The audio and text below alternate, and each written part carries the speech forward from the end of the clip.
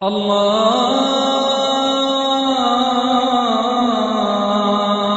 আকবার, আল্লাহু আকবার, আল্লাহু আকবার, আল্লাহু আকবার।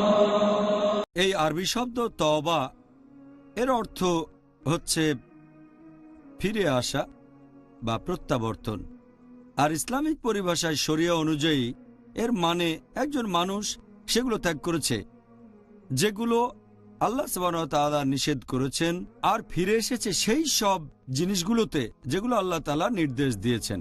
এক কথায় তওবা মানে একজন লোক সেই কাজগুলো ত্যাগ করেছে যেগুলো আল্লাহ নিষেধ করেছেন এবং সেই কাজগুলোতে ফিরে এসেছে যেগুলো আল্লাহ সুবহানাহু ওয়া তাআলা নির্দেশ দিয়েছেন। আর এই অনুশোচনা বা তওবার ধারণা আপনি সব ধর্মেই খুঁজে পাবেন, যে ধর্মগুলো কোনো ঈশ্বরে বিশ্বাস করে।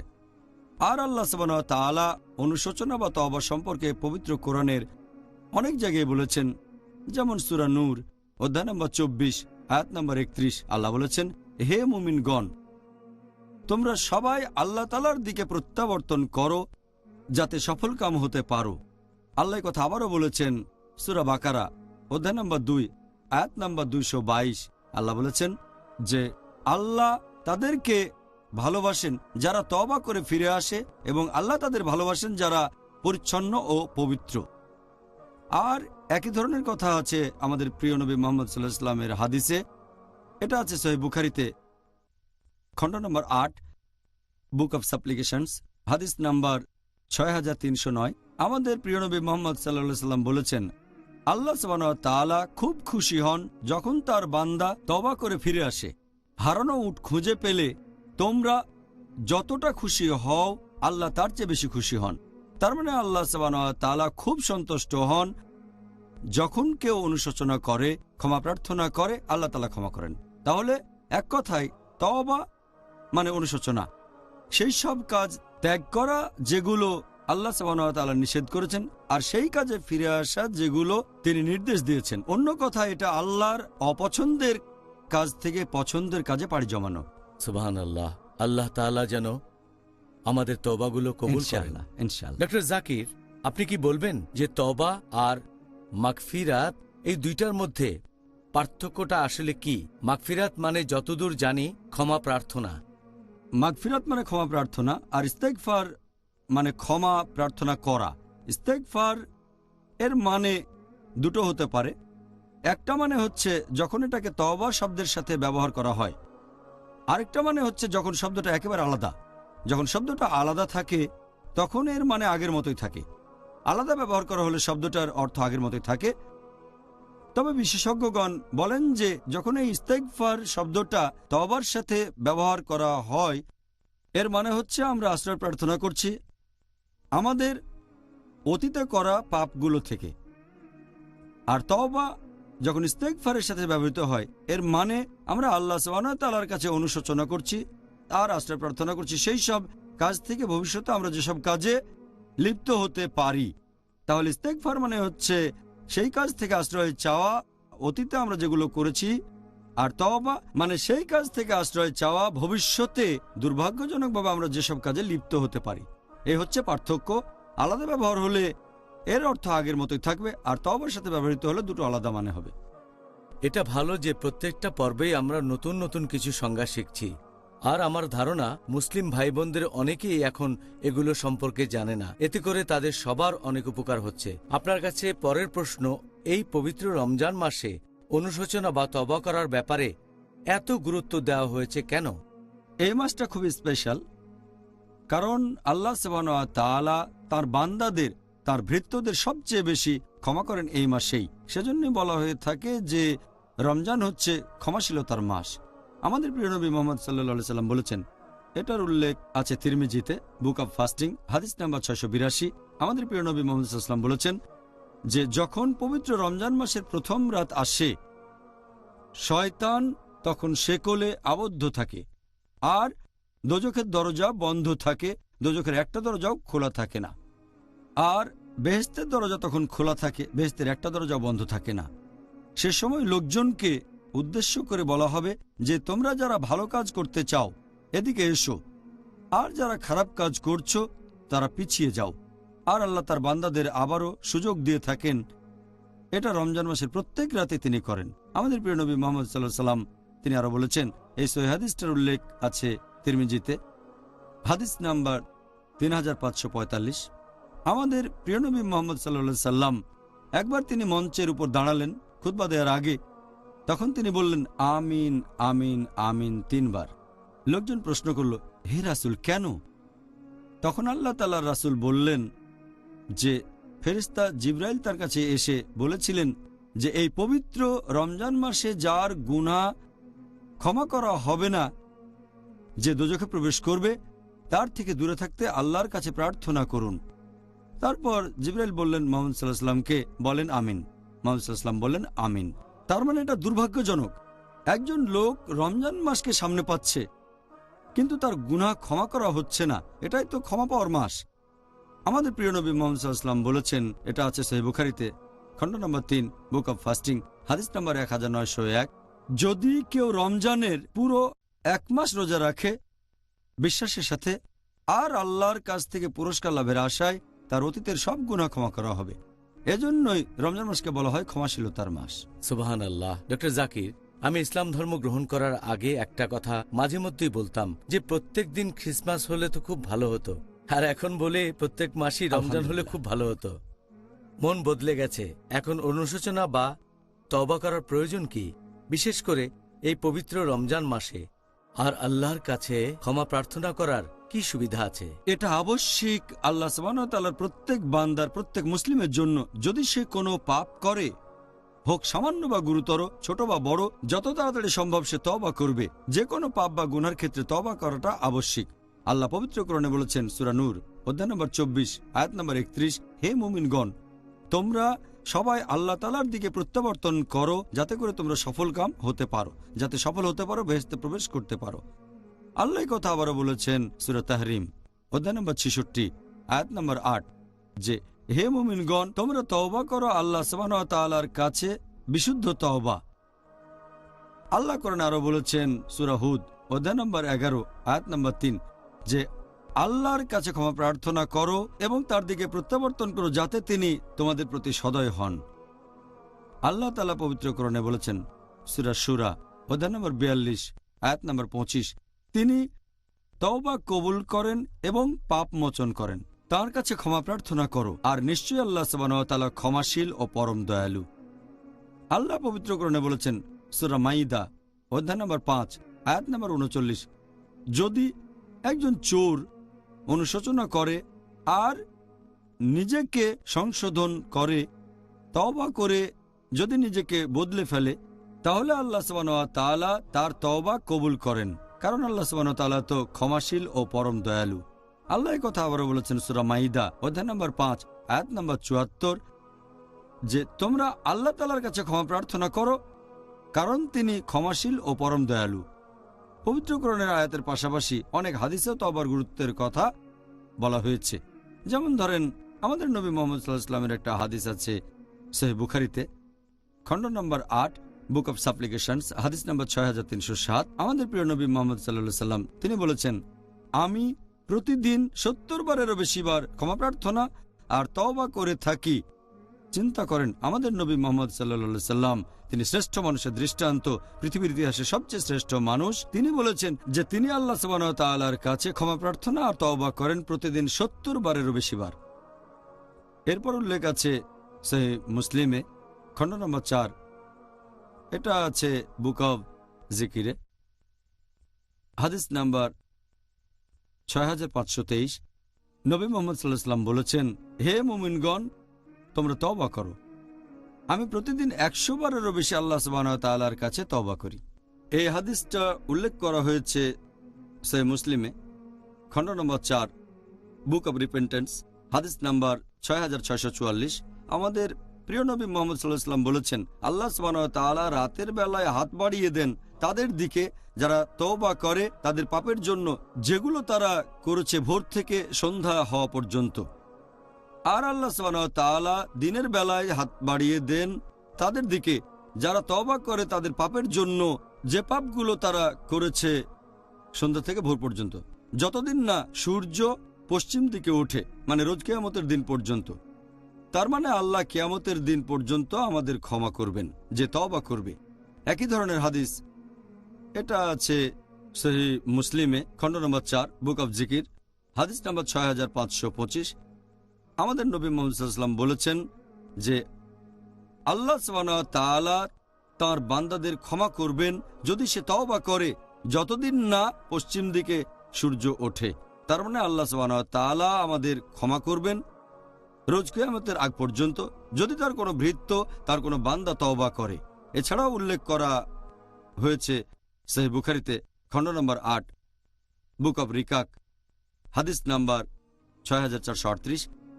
আমাদের প্রিয় নবী মুহাম্মদ সাল্লাল্লাহু আলাইহি ওয়াসাল্লাম বলেছেন যে যদি কোনো আদম সন্তানকে দেয়া হতো এক পাহাড় স্বর্ণ, সে তারপরও দ্বিতীয় একটা পাহাড় চাইত। আর যদি তাকে দেওয়া হতো দ্বিতীয় স্বর্ণের পাহাড়, সে তৃতীয়টা চাইত। কারণ ধুলা ছাড়া আর কিছু দিয়েই আদম সন্তানের পাকস্থলী পূর্ণ হবে না। এখানে মানুষের লোভের কথা বলা হয়েছে। আল্লাহ তাআলা তাকে যতই নিয়ামত দিন, সে একটার পর একটা চাইতে থাকে। আসলে তার তওবা করে ক্ষমা প্রার্থনা করা উচিত।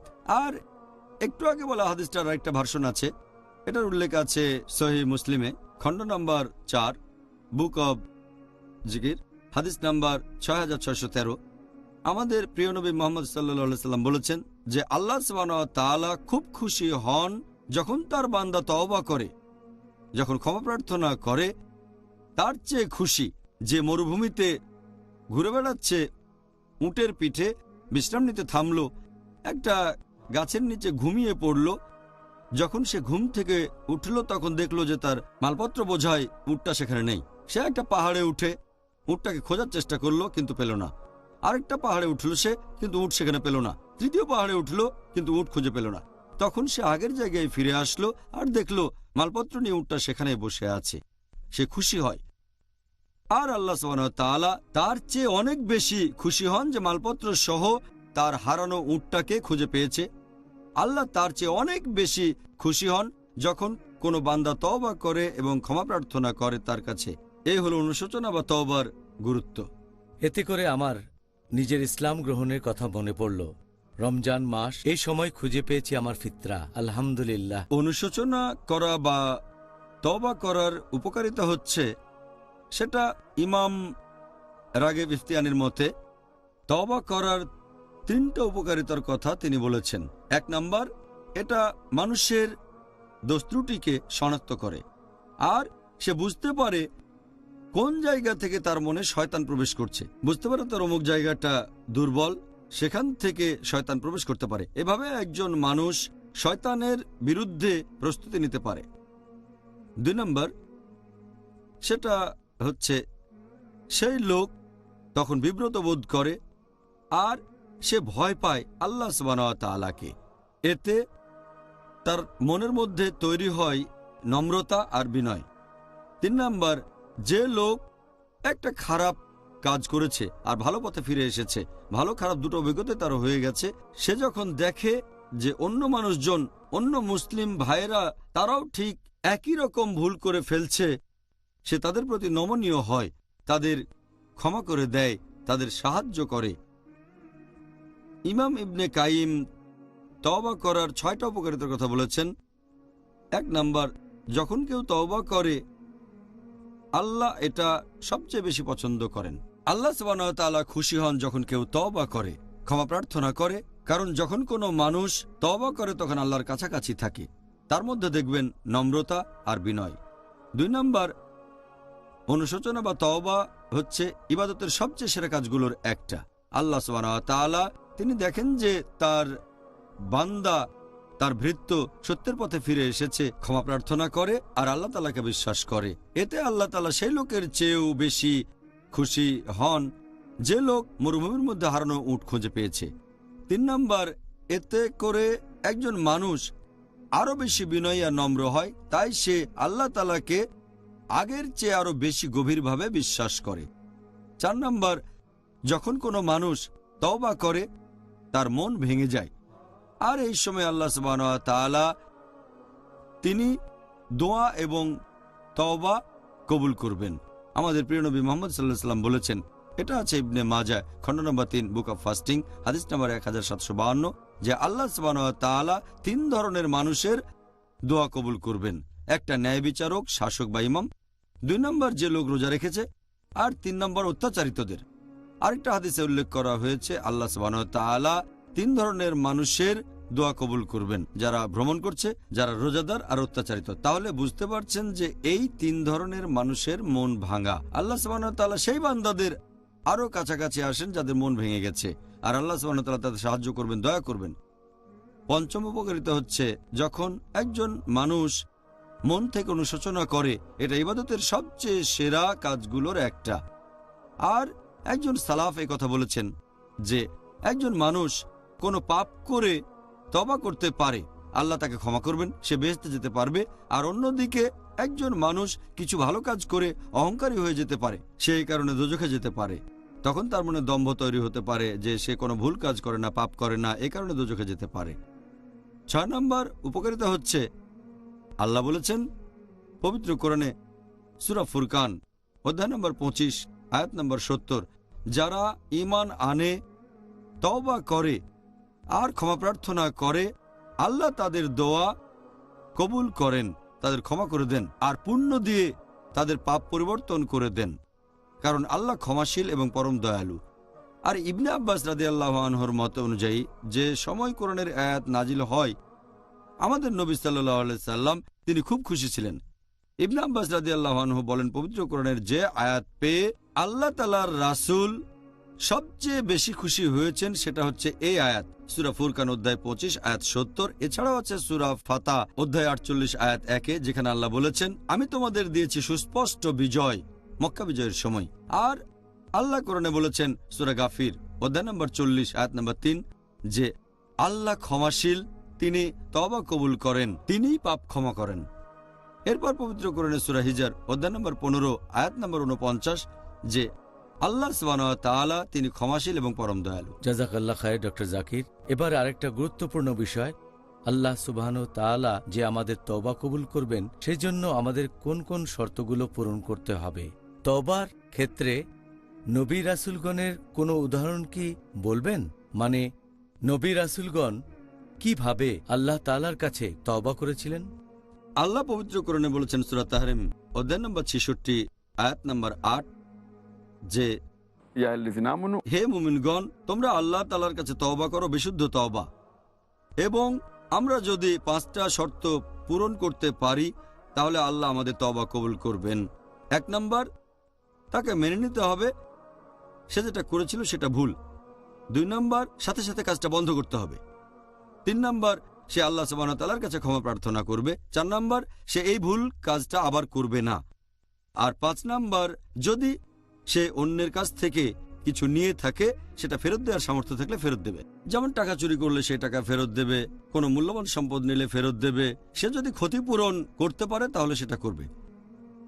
আর ইবনে কাইমের মত অনুযায়ী তিনি বলেছেন যে তওবা তখনই কবুল করা হয় যদি সেই লোক গুনার কাজটা আর কখনো না করে, আর এটা তাকে ভালো কাজ করতে সাহায্য করবে, খারাপ কাজ করতে বাধা দেবে।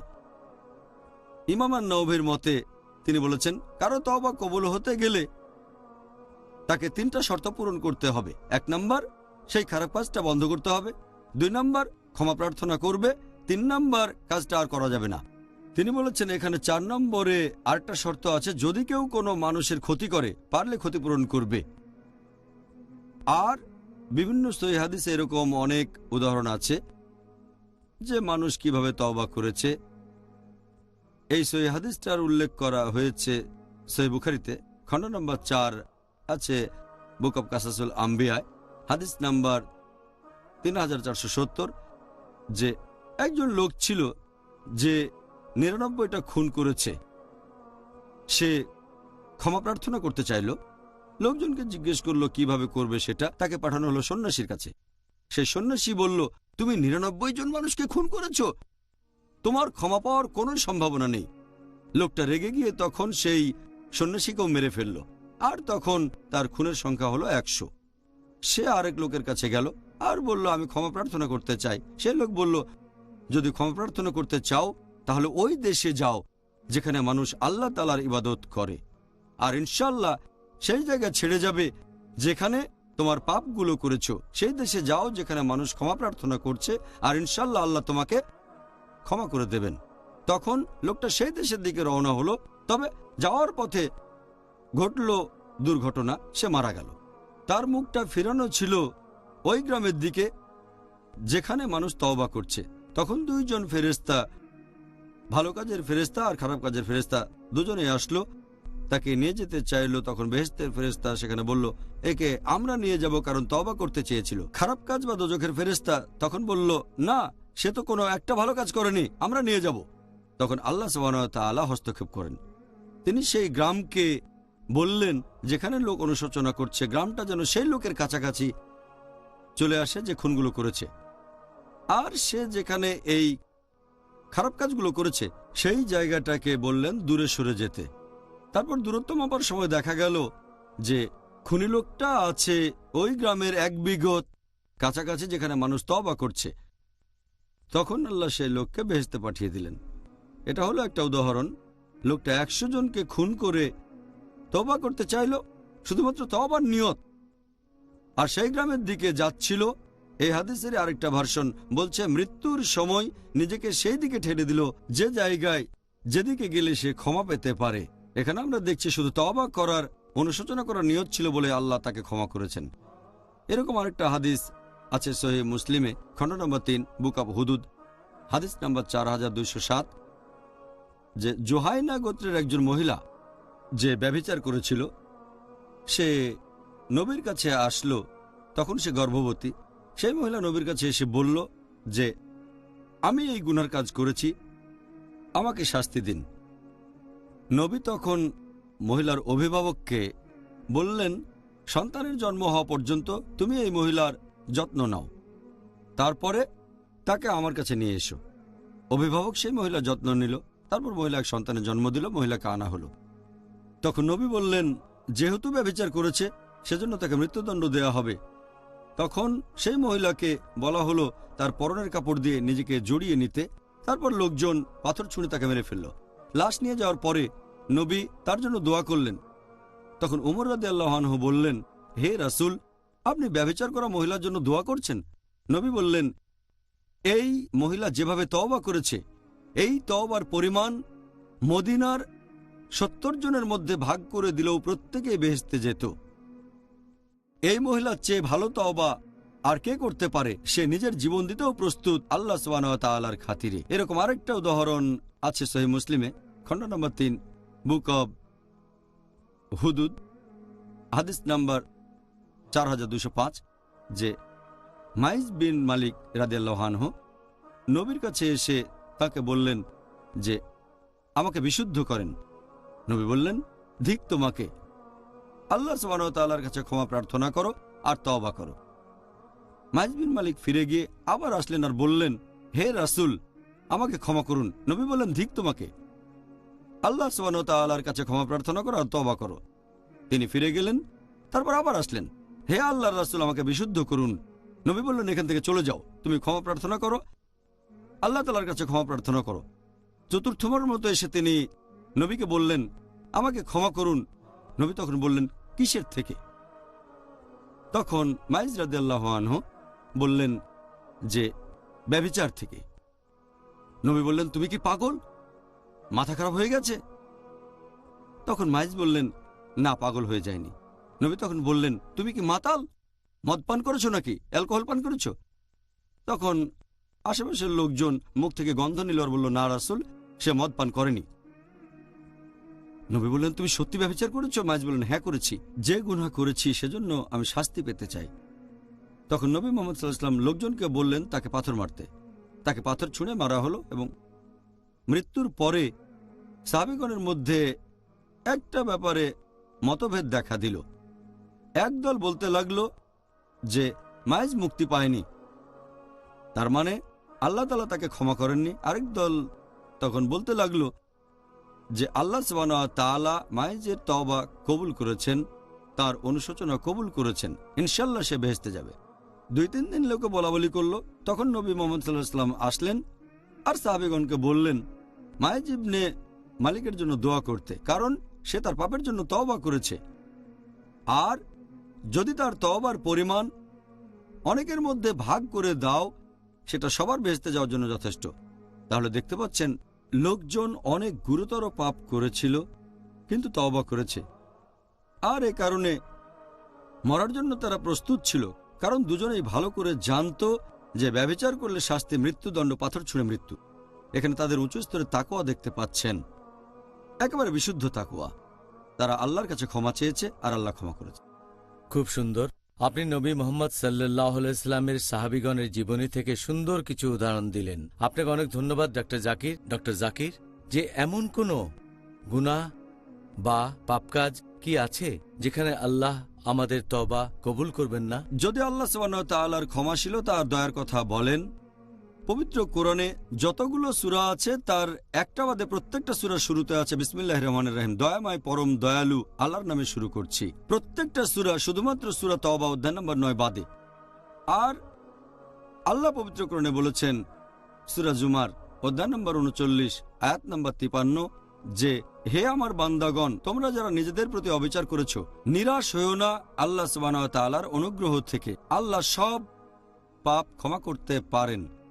আল্লাহ তিনি তো ক্ষমাশীল এবং পরম দয়ালু। এখানে আল্লাহ বলেছেন তোমরা যে পাপই করো আল্লাহ সুবহানাহু ওয়া তাআলা সব পাপ ক্ষমা করে দিতে পারেন, শুধু যদি তোমরা তওবা করো, যদি সঠিকভাবে তওবা করো, যদি ক্ষমা প্রার্থনা করো, ইনশাআল্লাহ আল্লাহ ক্ষমা করে দেবেন। আমাদের প্রিয় নবী মুহাম্মদ সাল্লাল্লাহু আলাইহি সাল্লাম বলেছেন, এই সহিহ হাদিসটার উল্লেখ আছে ইবনে মাজায়, হাদিস নাম্বার 4251। আমাদের নবী বলেছেন যে প্রত্যেক আদম সন্তান তারা পাপ করে, সবচেয়ে ভালো সে যে তওবা করে। পাপ করার পরে যদি তওবা করেন আপনি সবচেয়ে ভালো। তওবা করা খুবই গুরুত্বপূর্ণ। এই হাদিসটা আছে তিরমিজিতে, হাদিস নাম্বার 3540। আমাদের নবী মুহাম্মদ সাল্লাল্লাহু আলাইহি ওয়াসাল্লাম বলেছেন যে আল্লাহ বলেছেন, হে আদম সন্তান, তোমরা যে পাপই করো আমি তোমাদের সব পাপ ক্ষমা করব। যদি তোমাদের পাপ আকাশের মেঘ পর্যন্ত পৌঁছায় আমি তোমাদের ক্ষমা করব। আমার কাছে দয়া ভিক্ষা করো, আমি ক্ষমা করে দেব। আরেকটা হাদিসের উল্লেখ আছে সহিহ মুসলিমে, হাদিস নাম্বার 6246। নবী মুহাম্মদ সাল্লাল্লাহু আলাইহি ওয়াসাল্লাম বলেছেন যে আল্লাহ বলেছেন, যদি তোমরা সারা দিন রাত পাপ করো আর ক্ষমা প্রার্থনা করো আমি তোমাদের ক্ষমা করব। আমার কাছে ক্ষমা চাইলে আমি তোমাদের ক্ষমা করব। এটা উল্লেখ আছে সহিহ বুখারীতে, খণ্ড নম্বর 8, হাদিস নাম্বার 5999। সে সময় কিছু যুদ্ধবন্দীদের মুক্তি দেওয়া হয়েছিল, বেশিরভাগ ছিল শিশু আর মহিলা।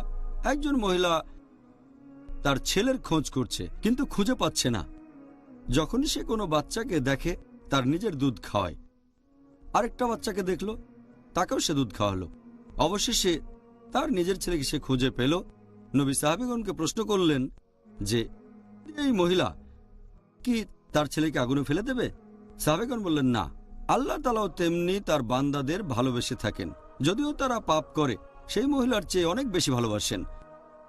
এটার ভিত্তিতে আমরা বুঝতে পারছি আল্লাহ সুবহানাহু ওয়া তাআলা যে কোনো পাপ ক্ষমা করতে পারেন যদি আমরা তওবা করি। আরেকটা উদ্ধৃতি দিচ্ছি, আল্লাহ পবিত্র কোরআনে বলেছেন সূরা নিসা অধ্যায় 4 আয়াত 48 যে আল্লাহ সুবহানাহু ওয়া তাআলা চাইলে যে কোনো পাপ ক্ষমা করেন, তবে তার সাথে শরীক করাকে কখনোই ক্ষমা করবেন না। এখানে বোঝানো হচ্ছে যদি কেউ শিরক করে আর তওবা করে মৃত্যুর আগে, জীবন শেষ হওয়ার আগে, ইনশাআল্লাহ আল্লাহ শিরকের গুনাহ ক্ষমা করে দেবেন। যদি তওবা করে সরল পথে আসে, যদি এক আল্লাহ তাআলাকে বিশ্বাস করে, তৌহিদে বিশ্বাস করে, এমন ক্ষেত্রে আল্লাহ তাআলা শিরকের গুনাহকেও ক্ষমা করতে পারেন, সবচেয়ে বড় গুনাহ। তবে মুশরিক অবস্থায় মারা গেলে, মারা যাওয়ার পরে এখানে আল্লাহ বলেছেন তিনি শিরকের গুনাহ ক্ষমা করবেন না। অন্য কোনো গুনাহ আল্লাহ চাইলে ক্ষমা করতে পারেন, তবে শিরকের গুনাহ কখনোই ক্ষমা করবেন না। এটা সবচেয়ে বড় গুনাহ। তাহলে আমরা বুঝতে পারছি যে আল্লাহ সুবহানাহু ওয়া তাআলা পরম দয়ালু এবং তার বান্দাদের পাপ ক্ষমা করে দিতে চান। সুবহানাল্লাহ। অবশ্যই আল্লাহ সুবহানাহু ওয়া তাআলা হলেন পরম করুণাময়। ডক্টর জাকির, এখন কেউ যদি বিশুদ্ধভাবে তওবা করতে চায় তাহলে কোন জিনিসের প্রয়োজন হবে? এখানে 4টা জিনিসের প্রয়োজন। 1 নাম্বার, আমাদেরকে বুঝতে হবে আল্লাহ তাআলা সর্ববিষয়ে ক্ষমতাবান। তার ক্ষমতা এবং মহত্ব, যে আল্লাহ চাইলে আমাদের শাস্তি দিতে পারেন সাথে সাথে। এটা মনে রেখে তওবা করবে। আর আমাদের করা পাপ কতটা সামান্য সেটা আমরা দেখব না, এখানে দেখব আল্লাহ সুবহানাহু ওয়া তাআলার মহত্ব আর ক্ষমাশীলতা। আর আল্লাহ পবিত্র কোরআনে বলেছেন সূরা নূহ অধ্যায় নম্বর ৭১ আয়াত নম্বর ১৩ ও ১৪, আল্লাহ বলেছেন, তোমাদের কি হয়েছে যে স্বীকার করতে চাচ্ছ না আল্লাহ সুবহানাহু ওয়া তাআলার শ্রেষ্ঠত্ব? তিনিই তোমাদের সৃষ্টি করেছেন পর্যায়ক্রমে। তাহলে আপনি যদি আল্লাহর মহত্ব সম্পর্কে বুঝতে পারেন আর তার কাছে ক্ষমা চান, ইনশাআল্লাহ তিনি ক্ষমা করবেন। ২ নম্বর, সবার কথা মনে রাখতে হবে যে একদিন সবাই মারা যাবে, তখন আমাদের ঠিকানা হবে কবর। আল্লাহ পবিত্র কোরআনে বলেছেন সূরা আলে ইমরান অধ্যায় নম্বর ৩ আয়াত ১৮৫, কুল্লু নাফসিন যায়কাতুল মউত। জীবন মাত্রেই মৃত্যুর স্বাদ গ্রহণ করবে, আর রোজ কিয়ামতের দিন সবার কর্মফল পূর্ণমাত্রায় দেওয়া হবে। তার মানে আমরা প্রত্যেকে মারা যাব, আর চূড়ান্ত হিসাব কিতাব, চূড়ান্ত বিচার হবে রোজ কিয়ামতের দিন। আল্লাহ পবিত্র কোরআনে বলেছেন সূরা লুকমান অধ্যায় নম্বর ৩১ আয়াত নম্বর ৩৪, আল্লাহ বলেছেন, কেউ জানে না আগামীকাল সে কি অর্জন করবে, এবং কেউ জানে না কোন স্থানে তার মৃত্যু হবে। তাহলে আমরা সবাই একদিন মারা যাব, কিন্তু আমরা জানি না সেই সময়টা কখন। সেজন্য যত তাড়াতাড়ি সম্ভব তওবা করব, কারণ আমরা জানি না আমাদের শেষ মুহূর্তটা কখন আসবে। ৩ নম্বর পয়েন্ট হচ্ছে ইহকাল আর পরকালের যে পুরস্কার পাবেন সেটার ভিত্তি হলো আখিরাতের জন্য করা বিভিন্ন কাজ। আপনি আখিরাতের জন্য যে কাজগুলো করবেন সেগুলোর উপর ভিত্তি করেই এই ইহকাল আর পরকালের পুরস্কার পাবেন। এটা খুবই গুরুত্বপূর্ণ। আর আল্লাহ পবিত্র কোরআনে বলেছেন সূরা ফাতির অধ্যায় ৩৫ আয়াত ৫ যে নিশ্চয়ই আল্লাহর প্রতিশ্রুতি সত্য। সুতরাং পার্থিব জীবন যেন তোমাদেরকে প্রতারিত না করে, আর প্রবঞ্চক শয়তান যেন কিছুতেই তোমাদেরকে আল্লাহ সম্পর্কে প্রতারিত না করে। তার মানে আমাদের খেয়াল রাখতে হবে আমরা যেসব কাজগুলো করব সেগুলো সবই হবে আখিরাতের পরকালের উদ্দেশ্যে। এরকম একটা হাদিস আছে তিরমিজিতে, হাদিস নাম্বার 2320। আমাদের নবী মুহাম্মদ সাল্লাল্লাহু আলাইহি ওয়াসাল্লাম বলেছেন যে এই পৃথিবী আল্লাহ সুবহানাহু ওয়া তাআলার কাছে একটা ছোট মাছির ডানার মতো, আর আল্লাহ সুবহানাহু ওয়া তাআলা কোনো অবিশ্বাসীকে সেখান থেকে এক আজলা পানিও নিতে দেবেন না। এই পৃথিবী পরকালের পৃথিবীর সাথে তুলনা করলে এটা একটা মাছির ডানার মতো, আর আল্লাহ অবিশ্বাসীকে এক আজলা পানিও সেখান থেকে দেবেন না। একই ধরনের আরেকটা হাদিস আছে সহিহ মুসলিমে খণ্ড নম্বর ৪ বুক অব প্যারাডাইজ হাদিস নাম্বার ৬৪৮৩। আমাদের প্রিয় নবী বলেছেন যে আল্লাহ সুবহানাহু ওয়া তাআলার কাছে এই পৃথিবীকে যদি পরকালের দুনিয়ার সাথে তুলনা করি, সেটা অনেকটা কোনো মানুষ যদি তার আঙ্গুল মানে তর্জনী সাগরের পানিতে ডুবায়, তারপর হাত তুলে আনে, তর্জনীতে কিছু পানি লেগে থাকবে। আমাদের পৃথিবীটা এরকমই। তুলনায় আমাদের পৃথিবী এই সামান্য পানির মতোই, হাতের আঙ্গুলে যে পানিটা লেগে থাকে। ইহকালের পৃথিবী এতটুকু যদি তুলনা করি সাগরের সাথে, মানে পরকালের পৃথিবী, তাহলে আখিরাতের তুলনায় ইহকালের পৃথিবীর গুরুত্ব অনেক কম। আমাদের বুঝতে হবে এই জীবন পরকালের জন্য একটা পরীক্ষা। আর আল্লাহ পবিত্র কোরআনে বলেছেন সূরা মুলক অধ্যায় নম্বর ৬৭ আয়াত ২, আল্লাযী খালাকাল মাউতা ওয়াল হায়াতা। আল্লাহ সৃষ্টি করেছেন মৃত্যু ও জীবন পরীক্ষার জন্য, কে তোমাদের মধ্যে কর্মে উত্তম। ৪ নম্বর পয়েন্ট হচ্ছে আমাদের বুঝতে হবে যে এই শাস্তি আমরা ইহকালেও পেতে পারি, আর আমরা যে শাস্তি পাবো সেটা আমাদের পাপের জন্য। আমাদের জীবনের যেসব বিপর্যয় আসবে তার কারণ হচ্ছে আমাদের পাপ। আল্লাহ বলেছেন সূরা যুখরুফ অধ্যায় নম্বর ৪৩ আয়াত নম্বর ৭৬ যে আমি তাদের প্রতি জুলুম করব না, বরং তারা নিজেরাই নিজেদের উপর জুলুম করবে। তাহলে ৪টা গুরুত্বপূর্ণ পয়েন্ট আমাদের মনে রাখতে হবে। সুবহানাল্লাহ। এই সুন্দর উত্তরের জন্য আপনাকে আবারও ধন্যবাদ ডক্টর জাকির। আপনি কি এবারে আমাদের বলবেন যে অনুশোচনা বা তওবা করার জন্য একজন মানুষের জীবনে সবচেয়ে শ্রেষ্ঠ সময় কোনটা, যদি এরকম কোনো সময় থাকে? আল্লাহ পবিত্র কোরআনে বলেছেন সূরা নিসা অধ্যায় নম্বর ৪ আয়াত নম্বর ১৭ যে আল্লাহ তাদের তওবা কবুল করবেন যারা ভুলবশত খারাপ কাজ করে থাকে, আর তারা যেন তাড়াতাড়ি তওবা করে। নিশ্চয় আল্লাহ সুবহানাহু ওয়া তাআলা পরম দয়ালু এবং তিনি সর্বজ্ঞানী ও প্রজ্ঞাময়। এখন পবিত্র কোরআনের এই আয়াতের একটা ব্যাখ্যা দিয়েছেন মুজাহিদ রাদিয়াল্লাহু আনহু। তিনি বলেছেন যে ভুলবশত খারাপ কাজ মানে যে কোনো পাপ জেনে বা না জেনে করেন, যদি সেই পাপের পথ থেকে ফিরে না আসেন তাহলে সেটা ভুলবশত। তার মানে আল্লাহ তাআলা সব গুনাহ ক্ষমা করবেন যদি সেই লোক তাড়াতাড়ি তওবা করে। এখন তাড়াতাড়ি তওবা করা এ প্রসঙ্গে হাসান বসরি রাদিয়াল্লাহু আনহু বলেছেন তাড়াতাড়ি মানে মৃত্যুর আগে, আর ইবনে আব্বাস রাদিয়াল্লাহু আনহু বলেছেন তাড়াতাড়ি মানে অসুস্থ হয়ে পড়ার আগে। এটা উল্লেখ করা হয়েছে আমাদের নবী সাল্লাল্লাহু আলাইহি ওয়াসাল্লামের একটা হাদিসে, এটা আছে তিরমিজিতে বুক অফ সাপ্লিকেশনস হাদিস নম্বর 3537, যে আল্লাহ সুবহানাহু ওয়া তাআলা তার বান্দার তওবা কবুল করবেন যতক্ষণ না সেই বান্দার মৃত্যু ঘণ্টা বাজে, তার মানে যতক্ষণ না তার মৃত্যুর সময় উপস্থিত হয়। সে যদি জীবনের শেষ সময়ে উপস্থিত হয়, মৃত্যুসজ্জায় থাকে, শুধুমাত্র তখন আল্লাহ তওবা কবুল করবেন না, এর আগে কেউ তওবা করলে তিনি কবুল করবেন। তাই এ ব্যাপারে বিশেষজ্ঞগণ সবাই একমত যে পবিত্র কোরআনে সূরা নিসা অধ্যায় 4 আয়াত 17-তে তাড়াতাড়ি মানে আমরা তওবা করব মৃত্যুর আগে।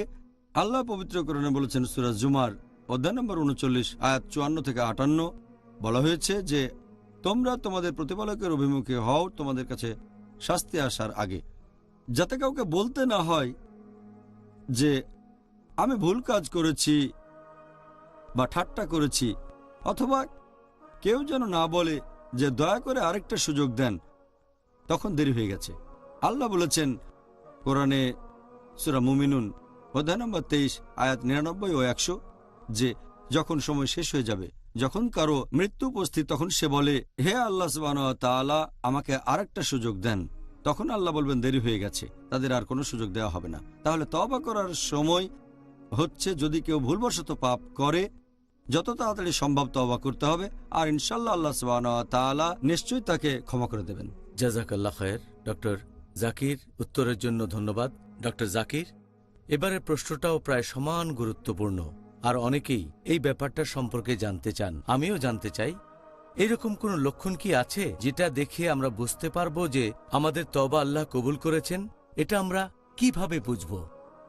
আল্লাহ সুবহানাহু ওয়া তাআলা আপনার তওবা কবুল করেছেন কিনা এটা লক্ষণগুলো, এক নম্বর হচ্ছে যে আপনি সেই পাপ কাজগুলো আর কখনো করবেন না, আপনার ভালো কাজের সংখ্যা বাড়তে থাকবে, খারাপ কাজ কমতে থাকবে। এটা এক নম্বর লক্ষণ যে আল্লাহ তওবা কবুল করেছেন। দুই নম্বর হচ্ছে আপনি আল্লাহ সুবহানাহু ওয়া তাআলাকে ভয় করবেন। তিন নম্বর হলো আপনি অনুশোচনা করবেন আল্লাহ সুবহানাহু ওয়া তাআলার কাছে, আল্লাহর কাছে ক্ষমা চাইবেন। চার নম্বর হচ্ছে আপনি থাকবেন বিনয়ী, সবসময় নম্রতার সাথে আল্লাহকে ডাকবেন। এই হচ্ছে চারটা লক্ষণ যেগুলো দেখে বুঝবেন যে আল্লাহ তাআলা আপনার তওবা কবুল করেছেন। আর আল্লাহ যদি কারো তওবা কবুল না করেন তখন তার তওবাতে ঘাটতি থাকবে, সেই পাপ কাজ করে সে আনন্দ পাবে আর পাপ কাজগুলো সে করে যেতেই থাকবে। এটা এক নাম্বার। দুই নাম্বার, সে নিশ্চিত হয়ে থাকে যে তার তওবা কবুল হবে, সে যেন পাপ মুক্ত, আর অবশ্যই আল্লাহ তাআলা তাকে ক্ষমা করে দেবেন। এটা দুই নাম্বার। তিন নাম্বার হচ্ছে যে তার চোখ কাঁদবে না আর মন শক্ত হয়ে যাবে। চার নম্বর, সে যা করবে তার মধ্যে ভালো কাজের সংখ্যা বাড়বে না, সৎ কাজ বৃদ্ধি পাবে না। আমাদের প্রিয় নবী মুহাম্মদ সাল্লাল্লাহু আলাইহি ওয়াসাল্লাম বলেছেন, এটার উল্লেখ আছে সহিহ মুসলিমে খণ্ড নম্বর 4 বুক অব রিপেন্টেন্স হাদিস নম্বর 6621, যদি মানুষ কোনো পাপ কাজ না করত আল্লাহ তাআলা তাদের নিশ্চিহ্ন করে সেখানে অন্য মানুষদের বসিয়ে দিতেন যারা পাপ করবে আর ক্ষমা প্রার্থনা করবে যাতে আল্লাহ ক্ষমা করতে পারেন। আপনারা যদি হাদিসটা বুঝতে পারেন, ব্যাপারটা খুবই আজব যে আল্লাহ কি চান আমরা পাপ করি, পাপ না করলে নিশ্চিহ্ন করে দেবেন। এখানে বোঝানো হচ্ছে যে কিছু মানুষ আছে যারা পাপ করবে, তারপর আল্লাহর কাছে ক্ষমা প্রার্থনা করবে, অনুশোচনা করবে, এভাবে আল্লাহ তাআলার কাছাকাছি চলে আসবে, তাদের সৎ কাজ বৃদ্ধি পাবে আর এই লোকগুলো বেহেশতে যাবে। আবার অন্যদিকে কিছু মানুষ ভালো কাজ করবে আর তারা দম্ভ করবে, এটা নিয়ে তারা গর্ব করবে, এটা তাদেরকে নিয়ে যাবে দোজখের আগুনে। তাই আল্লাহ বলেছেন যদি মানুষ কোনো রকম পাপ না করত আল্লাহ তাদের বদলে এমন মানুষ আনতেন যারা পাপ করে ক্ষমা প্রার্থনা করবে আর আল্লাহ তাদের ক্ষমা করবেন। তার মানে আপনাকে হতে হবে বিনয়ী। তাহলে আল্লাহ তওবা কবুল করলে তার লক্ষণগুলো এরকম। আল্লাহ সুবহানাহু ওয়া তাআলা যেন আমাদের তওবাগুলো কবুল করে নেন। ডক্টর জাকির, এবারে আমি আপনাকে আরেকটা প্রশ্ন করব, যেটা হবে আমাদের অনুষ্ঠানের শেষ প্রশ্ন, আজকের এই পর্বের শেষ প্রশ্ন। আর সেটা হলো যে এমন কোনো গুনাহ বা পাপকাজ কি আছে যেখানে আল্লাহ আমাদের তওবা কবুল করবেন না? যদি আল্লাহ সুবহানাহু ওয়া তাআলার ক্ষমাশীলতা আর দয়ার কথা বলেন, পবিত্র কোরআনে যতগুলো সূরা আছে তার একটা বাদে প্রত্যেকটা সূরার শুরুতে আছে বিসমিল্লাহির রহমানির রহিম, দয়াময় পরম দয়ালু আল্লাহর নামে শুরু করছি। প্রত্যেকটা সূরা, শুধুমাত্র সূরা তওবা অধ্যায় নম্বর 9 বাদে। আর আল্লাহ পবিত্র কোরআনে বলেছেন সূরা জুমার অধ্যায় নম্বর 39 আয়াত নম্বর 53 যে হে আমার বান্দাগণ, তোমরা যারা নিজেদের প্রতি অবিচার করেছো, নিরাশ হইও না আল্লাহ সুবহানাহু ওয়া তাআলার অনুগ্রহ থেকে। আল্লাহ সব পাপ ক্ষমা করতে পারেন। আল্লাহ তিনি তো ক্ষমাশীল এবং পরম দয়ালু। এখানে আল্লাহ বলেছেন তোমরা যে পাপই করো আল্লাহ সুবহানাহু ওয়া তাআলা সব পাপ ক্ষমা করে দিতে পারেন, শুধু যদি তোমরা তওবা করো। যদি সঠিকভাবে তওবা করো, যদি ক্ষমা প্রার্থনা করো, ইনশাআল্লাহ আল্লাহ ক্ষমা করে দেবেন। আমাদের প্রিয় নবী মুহাম্মদ সাল্লাল্লাহু আলাইহি সাল্লাম বলেছেন, এই সহিহ হাদিসটার উল্লেখ আছে ইবনে মাজাহ হাদিস নাম্বার 4251। আমাদের নবী বলেছেন যে প্রত্যেক আদম সন্তান তারা পাপ করে, সবচেয়ে ভালো সে যে তওবা করে। পাপ করার পরে যদি তওবা করেন আপনি সবচেয়ে ভালো। তওবা করা খুবই গুরুত্বপূর্ণ। এই হাদিসটা আছে তিরমিজিতে, হাদিস নাম্বার 3540। আমাদের নবী মুহাম্মদ সাল্লাল্লাহু আলাইহি ওয়াসাল্লাম বলেছেন যে আল্লাহ বলেছেন, হে আদম সন্তান, তোমরা যে পাপই করো আমি তোমাদের সব পাপ ক্ষমা করব। যদি তোমাদের পাপ আকাশের মেঘ পর্যন্ত পৌঁছায় আমি তোমাদের ক্ষমা করব। আমার কাছে দয়া ভিক্ষা করো, আমি ক্ষমা করে দেব। আরেকটা হাদিসের উল্লেখ আছে সহিহ মুসলিমে, হাদিস নাম্বার 6246। নবী মুহাম্মদ সাল্লাল্লাহু আলাইহি ওয়াসাল্লাম বলেছেন যে আল্লাহ বলেছেন, যদি তোমরা সারা দিন রাত পাপ করো আর ক্ষমা প্রার্থনা করো আমি তোমাদের ক্ষমা করব। আমার কাছে ক্ষমা চাইলে আমি তোমাদের ক্ষমা করব। এটা উল্লেখ আছে সহিহ বুখারীতে, খণ্ড নম্বর 8, হাদিস নাম্বার 5999। সে সময় কিছু যুদ্ধবন্দীদের মুক্তি দেওয়া হয়েছিল, বেশিরভাগ ছিল শিশু আর মহিলা। একজন মহিলা তার ছেলের খোঁজ করছে কিন্তু খুঁজে পাচ্ছে না। যখনই সে কোনো বাচ্চাকে দেখে তার নিজের দুধ খাওয়ায়, আরেকটা বাচ্চাকে দেখলো তাকেও সে দুধ খাওয়ালো। অবশেষে তার নিজের ছেলেকে সে খুঁজে পেল। নবী সাহাবীগণকে প্রশ্ন করলেন যে যদি এই মহিলা দেখে যে তার ছেলে একটা পাপ কাজ করছে, তখন মহিলা কি তার ছেলেকে আগুনে ফেলে দেবে? সাহাবীগণ বললেন না, আল্লাহ তাআলাও তেমনি তার বান্দাদের ভালোবেসে থাকেন।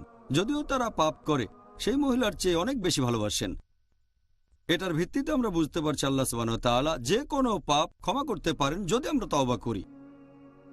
আরেকটা উদ্ধৃতি দিচ্ছি, আল্লাহ পবিত্র কোরআনে বলেছেন সূরা নিসা অধ্যায় 4 আয়াত 48 যে আল্লাহ সুবহানাহু ওয়া তাআলা চাইলে যে কোনো পাপ ক্ষমা করেন, তবে তার সাথে শরীক করাকে কখনোই ক্ষমা করবেন না। এখানে বোঝানো হচ্ছে যদি কেউ শিরক করে আর তওবা করে মৃত্যুর আগে, জীবন শেষ হওয়ার আগে, ইনশাআল্লাহ আল্লাহ শিরকের গুনাহ ক্ষমা করে দেবেন। যদি তওবা করে সরল পথে আসে, যদি এক আল্লাহ তাআলাকে বিশ্বাস করে, তৌহিদে বিশ্বাস করে, এমন ক্ষেত্রে আল্লাহ তাআলা শিরকের গুনাহকেও ক্ষমা করতে পারেন, সবচেয়ে বড় গুনাহ। তবে মুশরিক অবস্থায় মারা গেলে, মারা যাওয়ার পরে এখানে আল্লাহ বলেছেন তিনি শিরকের গুনাহ ক্ষমা করবেন না। অন্য কোনো গুনাহ আল্লাহ চাইলে ক্ষমা করতে পারেন, তবে শিরকের গুনাহ কখনোই ক্ষমা করবেন না। এটা সবচেয়ে বড় গুনাহ। তাহলে আমরা বুঝতে পারছি যে আল্লাহ সুবহানাহু ওয়া তাআলা পরম দয়ালু এবং তার বান্দাদের পাপ ক্ষমা করে দিতে চান। সুবহানাল্লাহ। অবশ্যই আল্লাহ সুবহানাহু ওয়া তাআলা হলেন পরম করুণাময়।